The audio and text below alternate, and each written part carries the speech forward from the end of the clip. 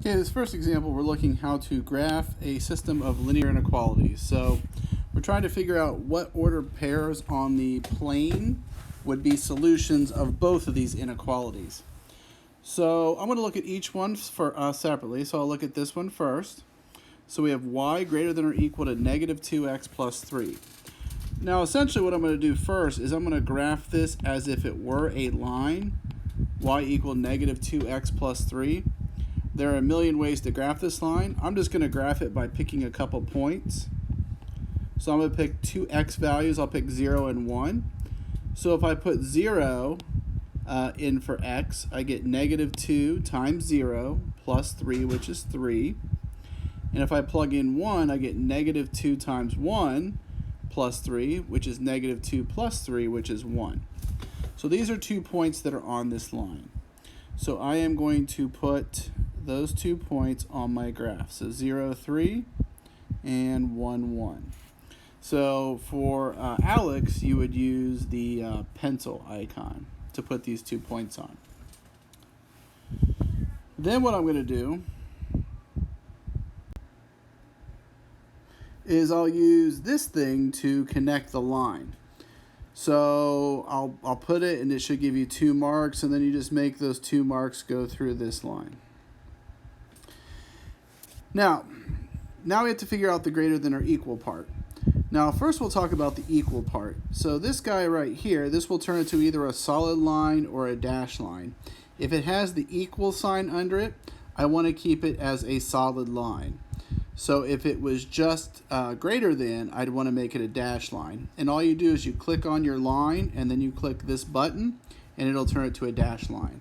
But for this one, I'm good to go. So that's my first line, and it says I want all points that are greater than this line. So I'm going to think of this line that I just graphed on the plane as my roof of my house. And then all the points that are above it are going to be greater, and all the points below it are going to be smaller. So really, it's all these points up here. So all the points up here are points that are greater than this line. That would be true in this one. And I'm doing above it because this is greater than. Now, you kind of want to not shade this on Alex. You just kind of want to remember this. So what might be helpful is I'll just kind of come over here, and I know I have a line like this, and I know it's shaded over here. The reason that we have to do that is because in Alex, you only want to shade where they both overlap.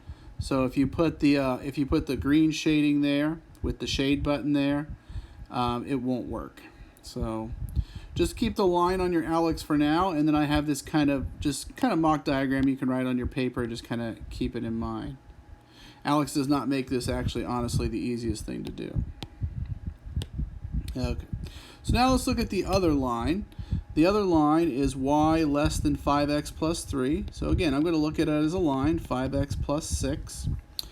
So if I just do the same thing, if I just take a couple points, maybe 0 and 1, plugging in 0, 5 times 0 plus 6 is 6. 5 times 1 plus 6 is 11. So I have 0, 6. And I have 1, 11.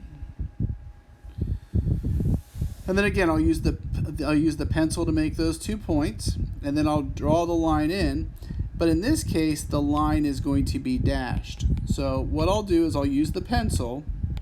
I'll use the pencil, or not the pencil, the line with the 2 things to make the line. And then I'm going to click this button, click the line, and then click it to make it dashed. So now my second line kind of looks something like this. That little sketch doesn't have to be perfect. Now in this case, it wants points below the house, below the line. So if my roof is going up, below my house is going to kind of be in this area down here. So on my sketch up here, I'm going to kind of sketch below this roof. And what you'll see over here, and this is what Alex really wants, you'll notice there is a region that is colored with both the colors. See, when you have the 2 lines, you basically have 3 regions. You have 1, 2, 3, and 4, and only one region is going to be true for both of these inequalities. So in this case, it's going to be region 4. So all I'll do is I'll click this thing, which is the shading button, and then I'll click into this region, and it should shade all of this, whatever color it does. So you need the one solid line, the one dashed line, and then the intersecting kind of overlapping color like that.